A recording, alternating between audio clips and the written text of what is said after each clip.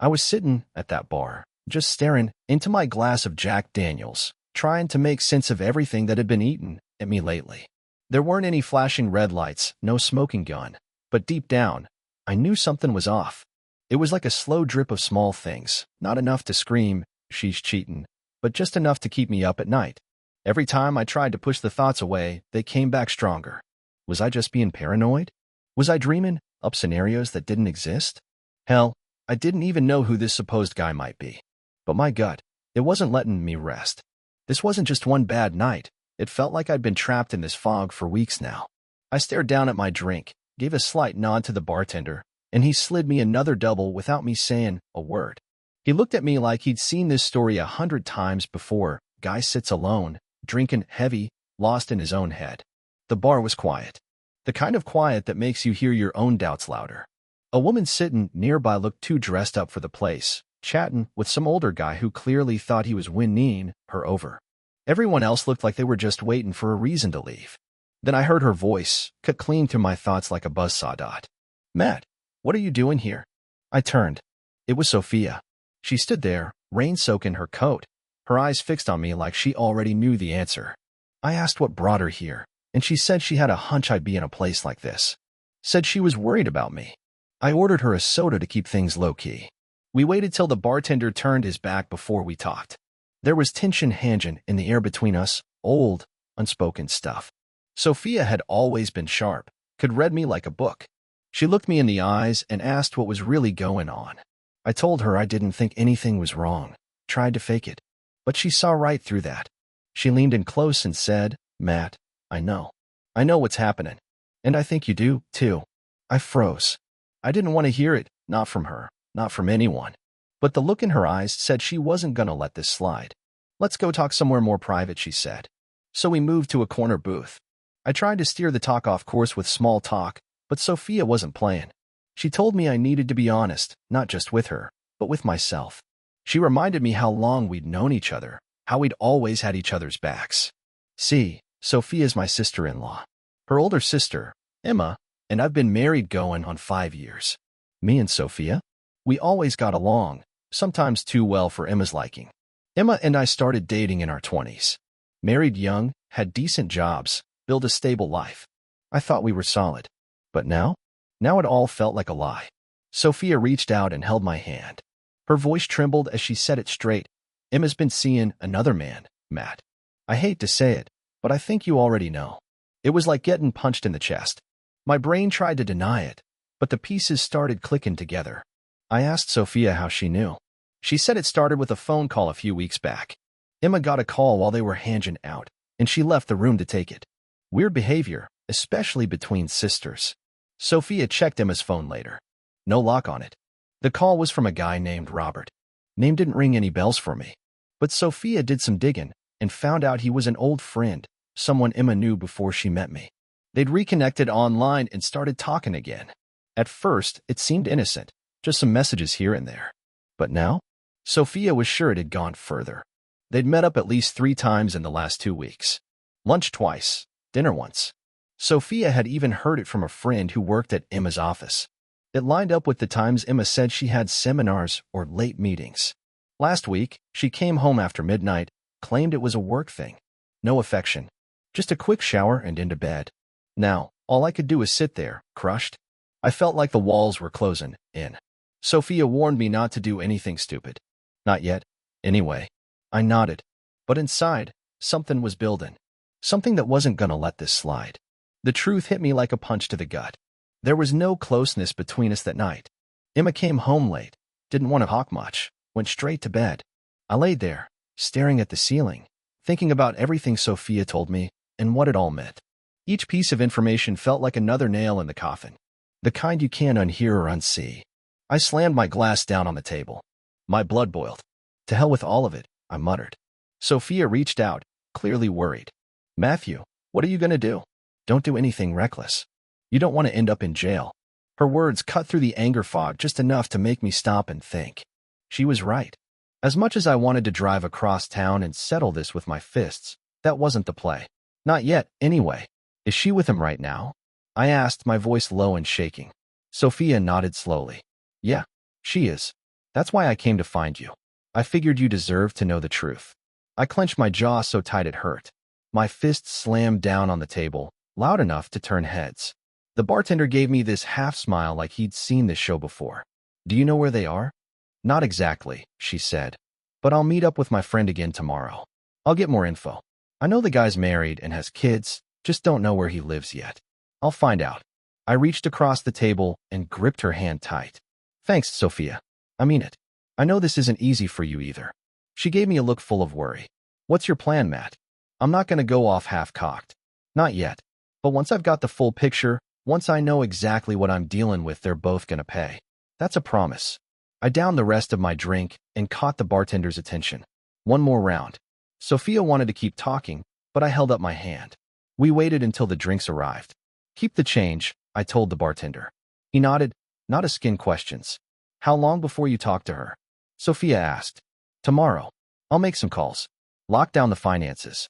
She's not getting a dime from me if I can help it. It's going to be hard being around her. It already is, I said flatly. But I've been faking it for weeks. She hasn't noticed yet. She won't now. Sophia took her drink in one long pull and stood up. I gotta go. Let's talk tomorrow. I'll get everything I can. She pulled on her coat, and I stood to walk her out. As she leaned in and kissed my cheek, I saw the tears in her eyes. She looked too much like her sister in that moment, only more honest. Go home, I said softly. I'll be okay. Call me tomorrow. She nodded and disappeared into the rainy night. I sat back down, feeling hollow. One thing was clear, they would both feel what I was feeling now. And then some. Next thing I knew, I was waking up in my own bed. Mouth dry as sawdust. Head pounding like a drum. No sign of Emma. I dragged myself to the bathroom and splashed cold water on my face. Slowly, the memories came trickling back. My whole body ached. I wandered down to the kitchen, and there she was, Emma. She turned, smiling that smile I used to love. Rough night? Want to talk about it? Just had a drink with an old buddy, I said casually, pouring orange juice like nothing happened. Caught up, got a little carried away. Oh, someone I know. My brain scrambled for a name. Daniel, I said. Old college friend. Was in town for business. She turned, pretending to think. Daniel? Don't think I remember him. But sounds like fun. I looked her dead in the eye. Yeah, you know how it is, reconnecting with old friends. She didn't flinch. She lied like a pro. Said she'd finished work, grabbed a bite with colleagues, got home by 9:30. I knew she hadn't. I was still home at 10. Strike two. I told her I had stuff to do and might be home late. Don't wait up, I added. If Daniel stays a few days, I might have him over. Be good for us all to catch up. Her eyes flickered, just a little. That was enough. After she left, I got dressed and headed to the office. My mind wasn't on work. Not one bit. Mid-morning, I finally had time to breathe. I locked my office door and got to work securing the one thing she hadn't betrayed yet, my money. I moved what I could, froze access to our joint account, and made an appointment with a divorce lawyer. Emma had her own accounts, so I was not worried about those. But the joint stuff? She was not getting another cent. I sat there, thinking, maybe if she confessed, showed real remorse, I might consider fixing things. But even that idea felt thin. Like a joke I no longer found funny. Then the phone rang. Matthew, it's me, Sophia. I leaned back in my chair. Hey, what do you have? I got a name. Daniel Hart. Married. 2 kids. I got his work address, home address, everything. My friend saw them together. Said it looked more than just business. Where did she see them? A hotel restaurant after the seminar. Everyone else had left, but they were still there. Real cozy. That was enough for me. My hands shook as I wrote down the info. Then I found his profile online. Saw his face. Something about it felt familiar. Like I had seen him before. I looked at the clock. Almost noon. I called Emma. She picked up. Hey, love. What's up? Just checking in.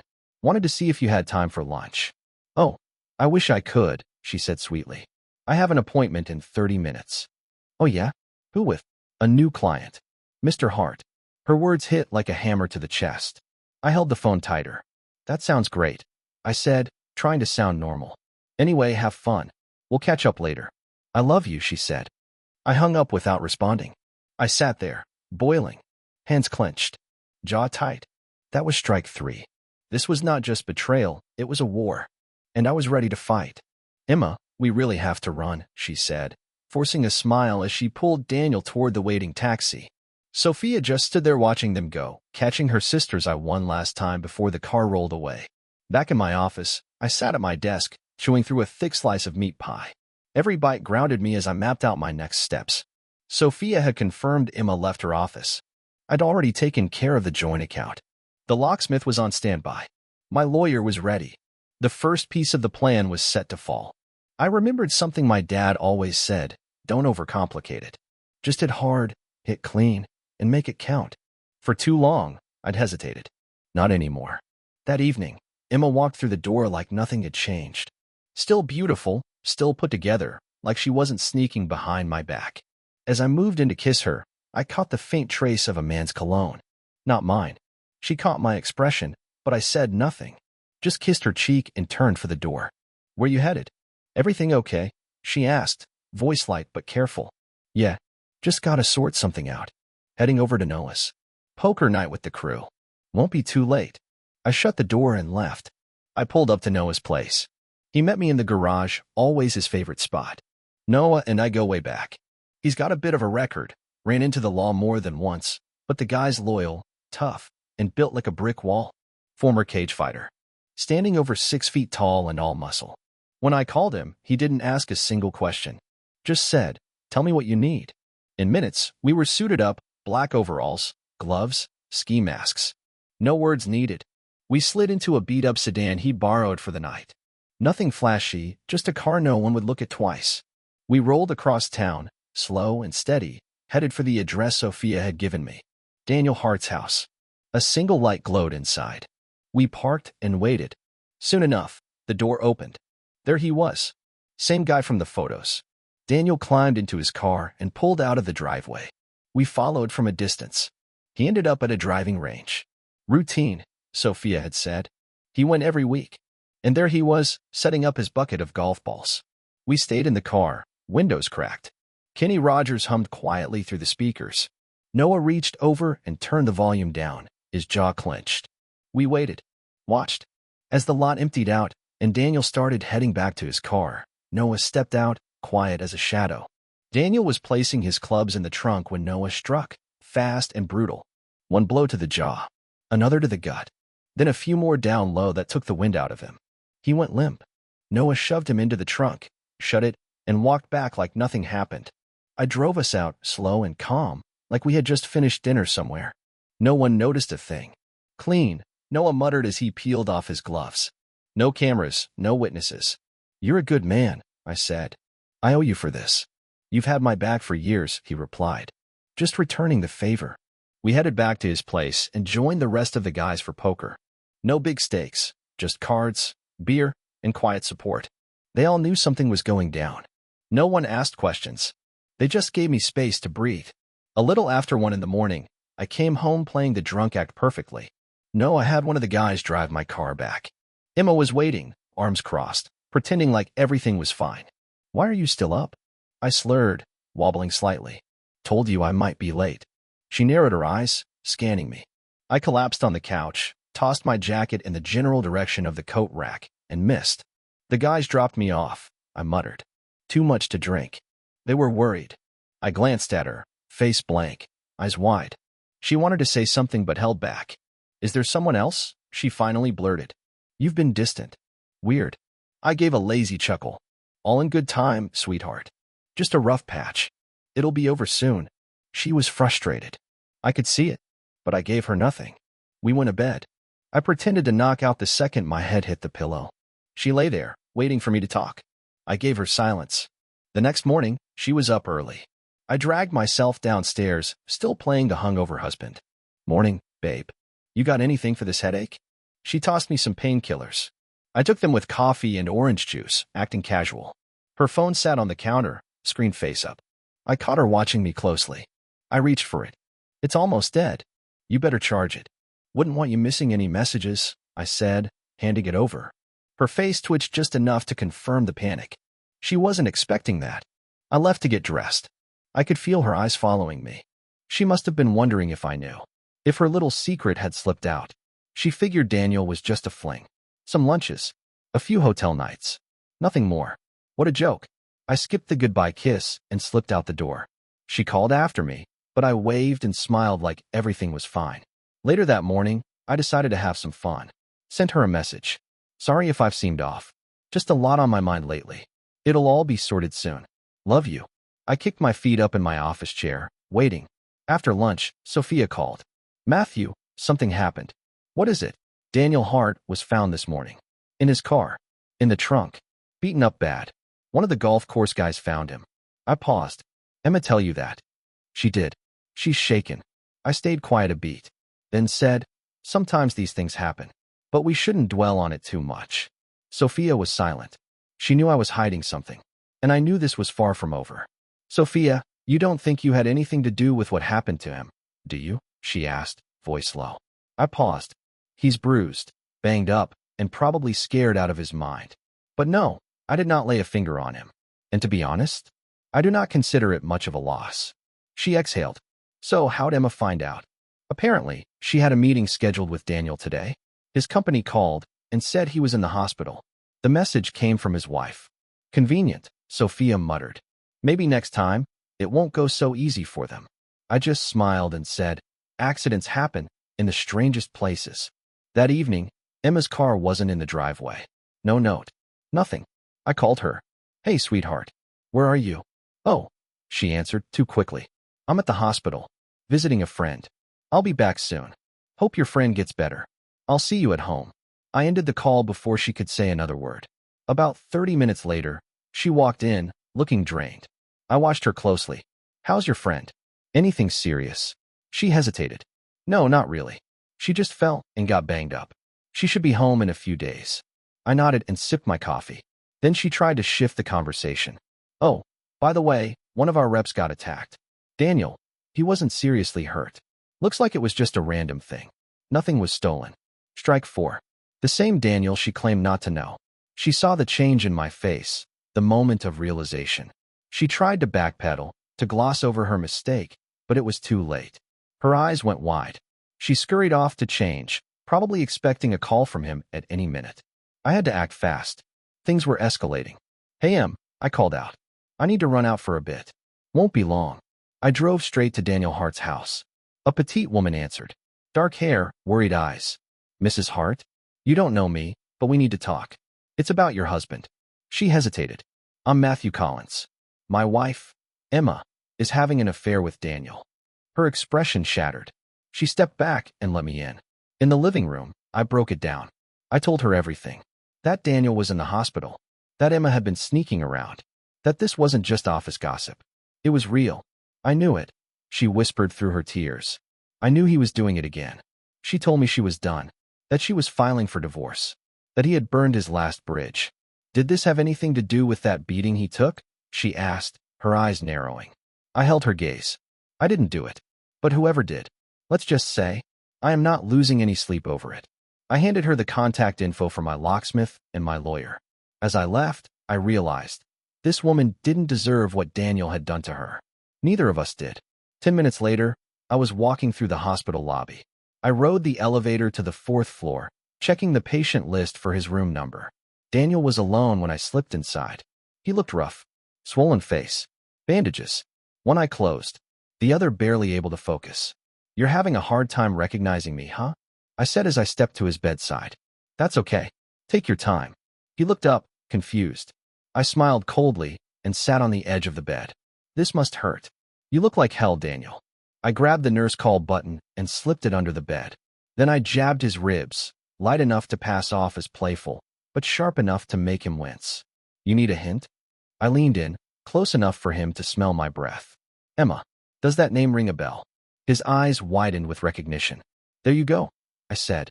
Now you know why I'm here. I paused, then added, I spoke to your wife. She's filing for divorce. You've officially wrecked 2 marriages now. I stood up, my face just inches from his. I'm not done with you, Daniel. You destroyed something that mattered to me. I plan to return the favor. And then, I drove my fist into the same I Noah had already tenderized. He blacked out. I walked out calmly, unnoticed. If anyone had seen me, they'd have caught the faint smile on my face. But I wasn't satisfied. Not yet. Back at home, Emma's car was in its usual spot. I tapped the hood lightly as I passed, thinking, this might be the last time I walk through this door as a married man. Inside, the TV buzzed with background noise. Emma sat on the couch, trying to act normal, but fear was written all over her face. I walked in silent. She glanced up, lips parting like she wanted to speak, but no words came. I passed her and poured myself a double Jack Daniels, the ice clinking loud in the quiet room.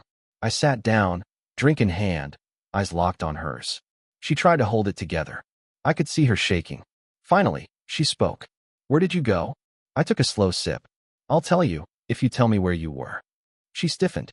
"I told you. I was visiting a friend." "Right," I said. "Me too." I leaned forward. "My friend's name is Mrs. Hart.